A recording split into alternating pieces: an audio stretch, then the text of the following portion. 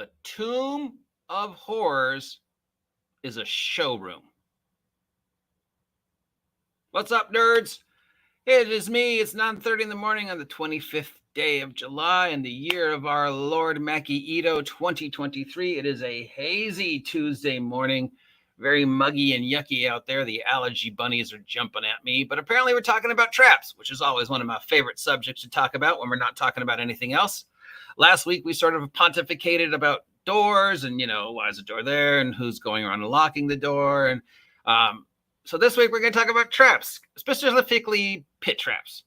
And I'm going to postulate that really the only trap you kind of need is some variation of the pit trap or the mousetrap.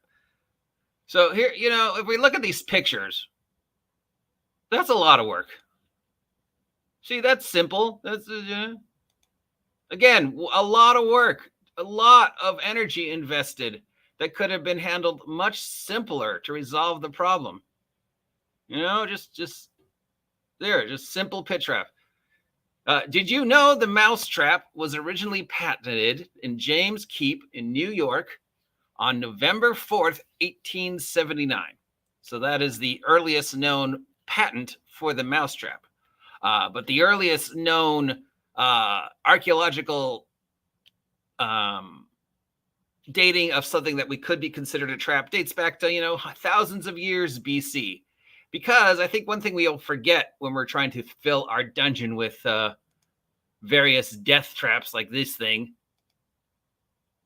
is that in reality, a trap is not designed to kill things. It is designed to entrap things.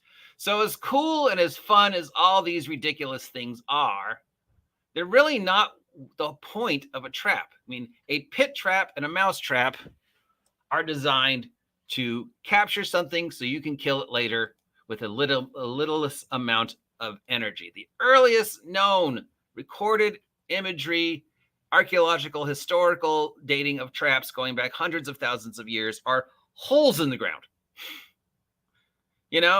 You want to catch an animal, but the animal is bigger than you, and you do not have the wherewithal to catch it on your own and kill it on your own. You dig a hole in the ground. You cover the hole with something, and then you put something on top of or near the hole that is bait for the animal, be it a gazelle, a tiger, or a person. And then you wait and hope that the gazelle or the tiger comes along, sees the bait, walks towards the bait, falls in the trap. Maybe it hurts itself for the fall. Then you, at your leisure, can come along, stab it with your spear. You don't have to get near it until it's dead. Then pull it out and eat it. Same with bear traps, mouse traps. They're designed to capture something so you can get rid of it later with very little effort. We don't have enough dungeon traps built around that specific concept.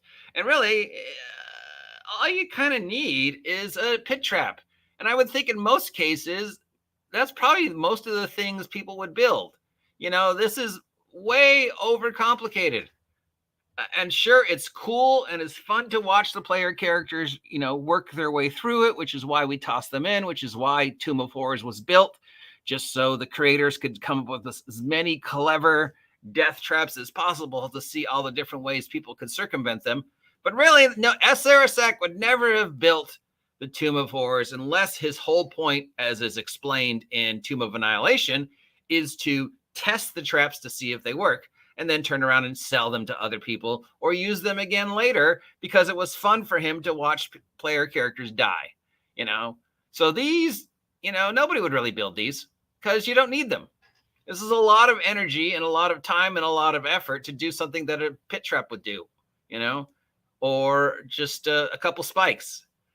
You want to keep somebody away from robbing a place? A few pit traps, a few carefully placed skeletons, and then somebody who goes around spreading rumors about the place. That's what the builders of the pyramids did, is they had people go around whispering about the curses on the tomb and the traps and people built them up in their mind. And then when we actually got into the pyramids, we saw, it wasn't really as super complicated as Indiana Jones would lead us to believe. Sure, there was a few secret passages and maybe 1 or 2 pit traps, but there was no curses, there was no ghosts, there was no super convoluted death machines. Nobody built this because they didn't have to, because the word of mouth to make people frightened of it was enough to dissuade people. And if people got close enough, you have a couple carefully placed skeletons on a couple traps, i.e. entrance, Indiana Jones, he walks in, there's some pit traps, there's an obvious thing, you see some skeletons. It's like, it's designed to make people think, I don't want to go in here because it's dangerous. So really, if you're wanting to trap up your dungeon, pit trap on the floor, pit trap on the ceiling, pit traps in the wall. I mean, it's really all you need. And it's really, in more cases, it's all somebody would really want to build. I mean, sure, again, these things are super cool, but that's a lot of time, energy, money, and more importantly, if I'm evil overlord building my dungeon, there's a lot of things that could go wrong. There's a lot of things that could go wrong. How many of my minions are going to accidentally walk into this? Accidentally set this off. I mean, it's 3 o'clock in the morning. Bob the orc has to get up. He's got to go down the hallway to start the furnaces, to get the forge working. It's dark. He's wandering down the hallway. Maybe he was out drinking some mead with the boys the night before. He stubs his toe on something in the floor. He's not paying attention because, it's 3 o'clock in the morning and it's dark. And how many of us have gotten up at 3 o'clock in the morning when it's dark and stubbed our toe or stepped on the cat? But in Bob's case, he stubs his toe on thing, and next thing he knows, he's got a boulder rolling over him. He's got guts of flames coming on him. He's got the floor collapsing underneath him.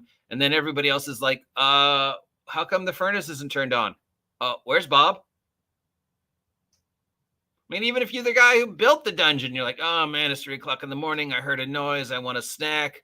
I stubbed my toe. I forgot this is here because it's, yeah, nobody would build this. Nobody would build this. A pit trap is all you need. Covered pit trap.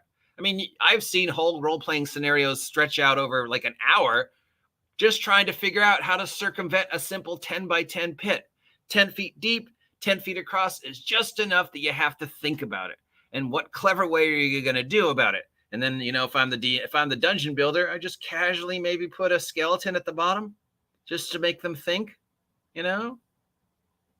Again, because that's what 9 out of 10 times, that's what people did when they were trying to dissuade people from going into their places. The pirates would leave skeletons and dead bodies to make people think it's dangerous. The pharaohs left skeletons and dead bodies, to make people think there was curses. A carefully placed skeleton is all you need to make somebody start thinking, oh, this is dangerous because this guy died before me, So you just build a pit trap, you cover it up, and then great.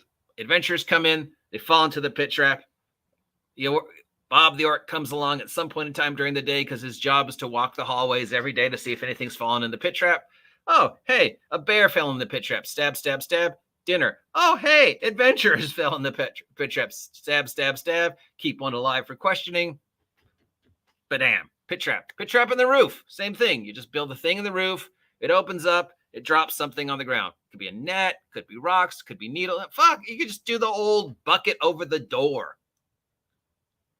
They open the door, the bucket falls on their head, sets off an alarm. I mean, I think we overthink traps because they're cool. And yeah, they are cool. And every now and then you should throw in a ridiculously overthought trap just for coolness. But 9 out of 10 times, this is fine.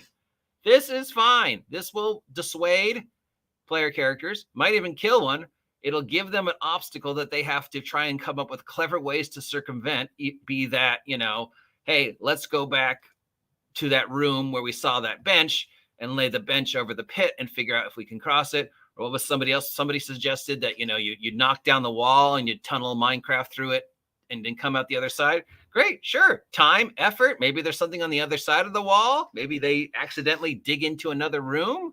Cool, let them. That's what you have the map for. You're like, oh, okay, digging through this wall, that would lead them to this room. Or, oh no, that would start flooding them because of the water. Or there's nothing there but dead space. So sure, you make a lot of noise, you dig a tunnel, you've circumvented the pat trap, but all that noise attracted a wandering monster. As long as they're engaging, you don't need a super convoluted, ridiculous trap, especially if the super convoluted, ridiculous trap has a chance of killing you or your minions. I mean, that's not to say you might not fall in your own pit trap, because there's plenty of historical proof that hunters have fallen into their own pit traps because they forgot where they were, stepped in their own bear traps, set off their own mouse traps. We are our own worst enemies when we leave stuff out in the jungle and then forget about it. I mean, come on, dude. How many times have you walked around your house in the dark and accidentally stubbed your toe or stepped on a Lego or stepped on the cat? I'm not sure why this is here. That's not a trap. And let's not even begin to talk about slime, which is basically Gygax's wandering traps. Gygax created slimes and rust monsters and gelatinous cubes because he was tired of player characters coming up with clever ways to circumvent his traps. So he was like, well, what if the traps were mobile? What if the traps went after them? Okay. Like this one. Here you go. Okay. Somehow this trap knows that somebody is looking through this hole. Great. First time it works. What about the next time? And the next time? And the time after that? It's a waste unless you leave the body there to convince other people to not go down this hallway because something happened to that guy. And then, of course, you have to consider the fact, well, if they've got all these traps and a group of adventurers go through and set them off, well, that means the next group of adventurers are perfectly fine unless I have something in the dungeon whose job it is to reset the traps. White Plume Mountain, he had the Ifrits. Perfect. Simple. I mean, this has worked for thousands of years. All right. Giant version of this Mousetrap to capture player characters. Traps are designed to capture and trap. Save them for later, Tomb of Horrors. Now I've got these adventurers at the bottom of this pit, and on my leisure, I can go and deal with them. Yeah, traps. So traps are cool. Traps are fun. We love traps. We love wandering traps. But at the end of the day, you only really need a pit trap or some variation of a pit trap on the ceiling to drop things on them, pit traps in the walls to shoot things at them or move them to different places, pit traps on the floor for them to fall in, or, spiked pit traps or pit traps that teleport them to another location to separate the party. It's really all you need. These super convoluted traps are fun. Occasionally throw one in because, you know what? As a Sarasek showed us in Tomb of Horrors and Tomb of Annihilation, I am a super high-level wizard and I'm incredibly bored. What am I going to do to pass the time? I don't know. I'll see how ridiculous of a trap I can build, and then I'll see if somebody falls into it and how the trap responds to them. And then, you know what? I can go back and perfect the trap, because that's what Tomb of Horrors was. It was literally just a showroom for a Sarasek being clever. It even talks about that in Tomb of Annihilation, that, a Sarasek built these tombs and these traps basically as showrooms to test his cleverness, to test the cleverness of adventurers. And then if something was successful, he would then use it again, or he'd sell it to other people. Tomb of Horrors is a showroom, just like White Plume Mountain is an insurance scam. I don't know what that is. So, yeah, in closing, traps are fun. I don't really know why we need to be over convoluted. Traps necessary. Would your guys really build something that ridiculous when a simple hole in the ground covered with wheat reeds would do the exact same job, and then Bob the Orc could come by later and just go, oh, hey, there's some guys in my pit. Stab, stab, stab, stab, stab, stab. I'll keep you alive for questioning. Stab, stab, stab. You're going to go back to town and tell people how scary this place is so they don't come back. Right? Or maybe I'm wrong. I don't know. I'm a liar, apparently. I'll talk to y'all later. See ya.